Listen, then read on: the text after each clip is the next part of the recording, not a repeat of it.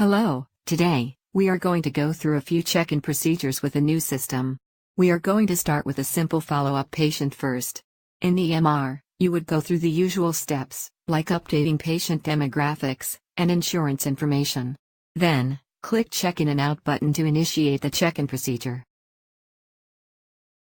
You will encounter the login screen if you have not logged in previously. Enter your credentials to log in. System will automatically redirect you to the intended page after logging in. Once logged in, you won't need to log in again for the rest of the day, as long as you use the system frequently. The first step of the check-in procedure is to run the eligibility check. The insurance information for the patient is automatically imported and shown here in this screen. Initiate the eligibility check for the primary coverage by clicking the first check button. After a few seconds, you will see the results. You can see that this coverage is active, shown in green. Now, if you want to look at the details of copays and deductibles, you can expand the result. However, you would rarely do this because all the information is automatically filled in below, so you won't need to type them in manually. After each check, any updated fields will be shown in red. You can apply the changes individually, but we suggest you just click this button to update all fields and complete the eligibility check. Here you will see the last check date for this coverage. You can perform the same procedure for the secondary coverages. After you are finished with the coverages, you can click here to go to the next step. When you complete a step, you will see a check mark next to it, indicating that specific step is completed.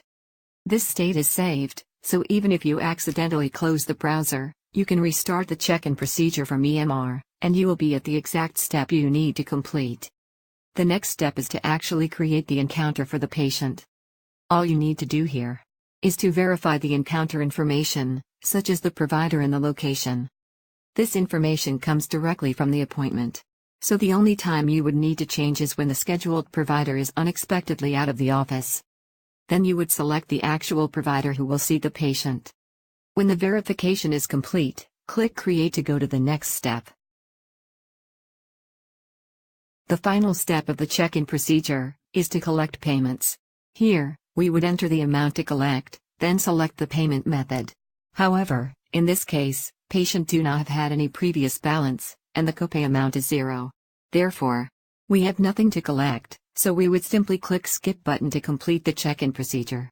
Then you can close the page to come back to EMR. Let's go through the check-in procedure for a follow-up case one more time, this time for a patient with a copay to collect. As before, we would update patient and insurance information in EMR. Then we start the check-in procedure. Since we are already logged in, there is no need to log in again. This time, we will go through each step quickly, as you would use the system in real-world situations. Here, note that the copay amount is $15 for this patient. Now, we create the encounter, then we are already at the last step. Here, system already knows the copay amount from the last eligibility check, so the amount to collect is automatically filled in. All you need to do here is to select a payment method, then done. That was easy and quick, right? Of course, we will go through more complex cases in the following lessons, but this workflow should cover more than 90% of the cases. See you in the next lesson.